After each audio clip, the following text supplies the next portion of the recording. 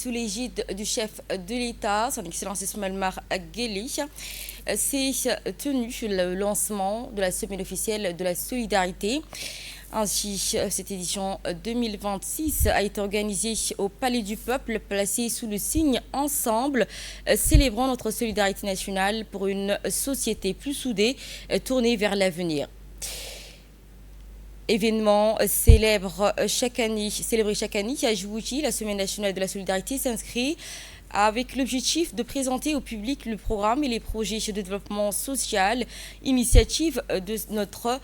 pays, procédant ainsi à un inventaire général de mesures entérinées dans le cadre des efforts liés au développement social. Depuis la création du ministère de la Solidarité en 2008, grâce à l'initiative de son Excellence M. Mar Guelleh, le ministère des Affaires sociales et des Solidarités sous la tutelle du ministre des Affaires sociales et de la Solidarité, la ministre Ouloufa Ismail Abdouf,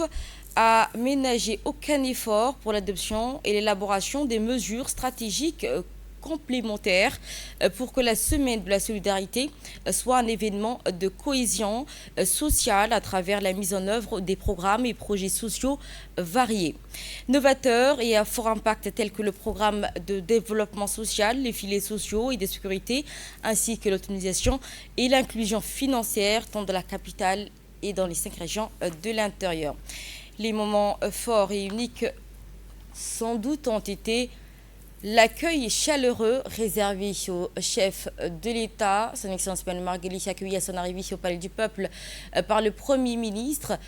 ainsi que la ministre des Affaires sociales et de Solidarité, accompagnée de la Première Dame et présidente de l'UNFD, Mme Khadra Mohamed Haïd.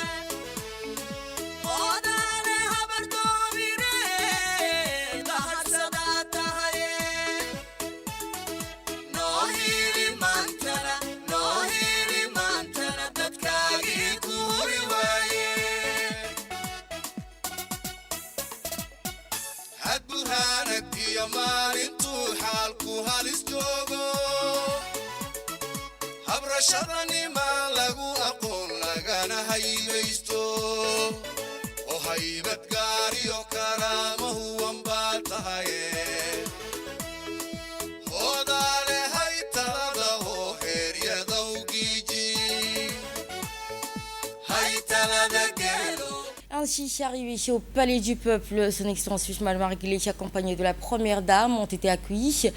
par une foule nombreuse réunie pour cet événement. Le corps ainsi que les principaux partenaires et cadres auprès du ministère de la Solidarité venus donc accueillir le chef de l'État à l'issue de cette entrée.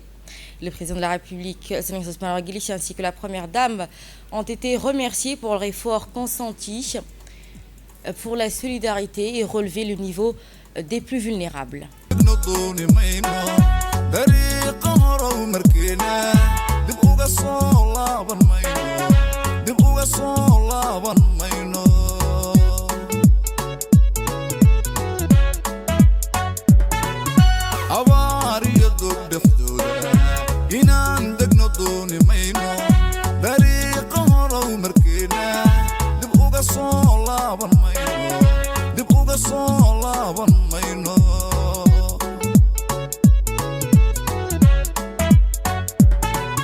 degmada iyo dalalka geeska